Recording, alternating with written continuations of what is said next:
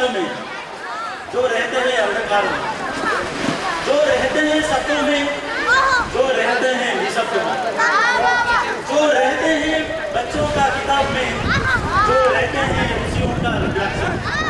I request all the participants, please come left side of the stage. We are going to start the cultural event very soon. होता है Please come near to the stage on the left. Jagannath, जय जगन्नाथ। हमारा पुरी में जो जगन्नाथ मंदिर है उसका एक संस्कृति है। तो ये हमारा जो संस्कृति कहाँ से आया है, कहाँ से उत्पत्ति हुआ है, इसीलिए हमको हमारा इतिहास जानना बहुत जरूरी है।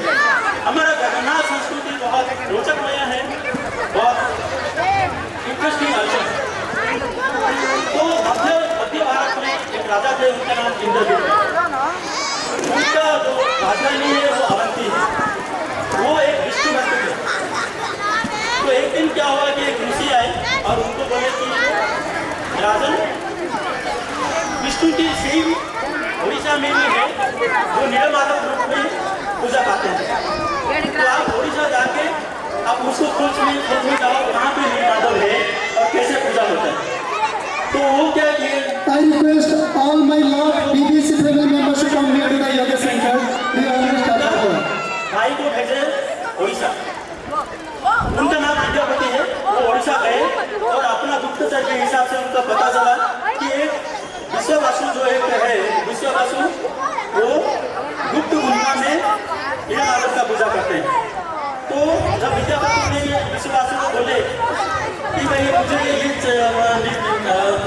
उनको पूजा देखना है, नीलमाधव कैसे पूजा होता है, कहाँ पे पूजा होता है, बट विश्ववासु ने उनको मना कर दिए। तो वो राज्य में वो कुछ दिन तक रुके।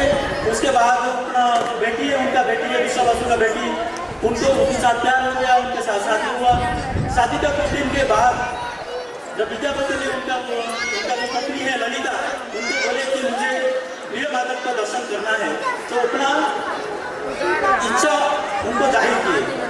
तो ललिता ने अपना पिताजी को बोले कि मुझे मेरा पति को दिखाना है अपना नीलमाधव कहाँ से पूजा होता है, क्या होता है। तो बेटी का जो रिक्वेस्ट था तो मना नहीं कर पाए। तो वो क्या किए, एक शर्त में उनको नीलमाधव के पास लेके गए। उनका आँख में पट्टी बांध लिए और बोले कि आँख में पट्टी बांध के जाओ, उधर नीलमाधव का दर्शन करो, ताकि वो जो रास्ता है वो रास्ता हमको मालूम नहीं कि कहाँ से लेके कहाँ गुप्त गुफा में पहुँचे। तो ये शर्त में जाके नीलमाधव का दर्शन हुआ। फिर विद्यापति ने अपना राज्य जाके तो बोले कि भाई ये पूजा होता है। तो राजा ने आगे विश्ववासु को बोले कि मुझे देखना है।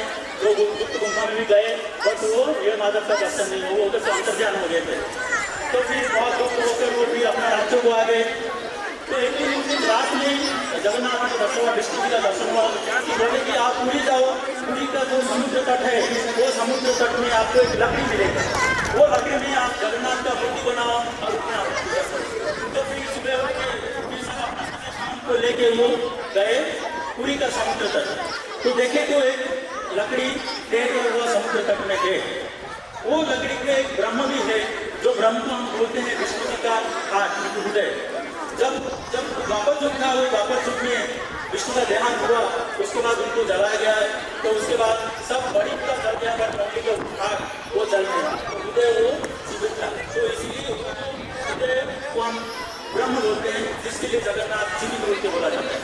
तो वो लकड़ी लाके जब पुरी में आए तो उसके लिए लकड़ी में हमको बनाना है जगन्नाथ, पर कैसे जगन्नाथ बनाना है, कैसे उनका मूर्ति होना चाहिए, ये किसी को मालूम नहीं था।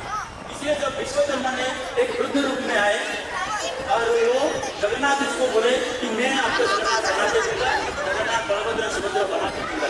मेरा एक्सपीरियंस मैं 21 साल का हूँ, मेरा 60 ईयर्स का एक्सपीरियंस है, और वो एक्सपीरियंस में मैं आपको बना के दूंगा। बट मेरा शर्त ये है कि वो मैं एकांत घर में बनाऊंगा, गुप्त घर में बनाऊंगा और 21 दिन तक घर में बनाऊंगा, और वो उसी टाइम मुझे कोई बाधा नहीं चाहिए। तो वो कंडीशन में राजा भी एग्री हो। उसके बाद वो अपना काम चालू किए।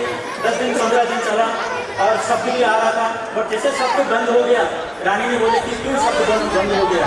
तो फिर राजा ने बोले कि चलो देखते हैं, खोलते हैं। तो खोलने के बाद देखा तो उधर कोई नहीं है। जगन्नाथ बलभद्र सुभद्रा का आधा गड़ा मूर्ति उधर है। तब से आधा गड़ा मूर्ति आज तक पूजा चालू है उनका। तो यही है जो हमारा जगन्नाथ भगवान का संस्कृति है। अभी हमारा जो जगन्नाथ मंदिर का जो विशेष है, जो चमत्कार है, अभी हम थोड़ा देखेंगे 1 मिनट इधर। Please start of Jagannath temple.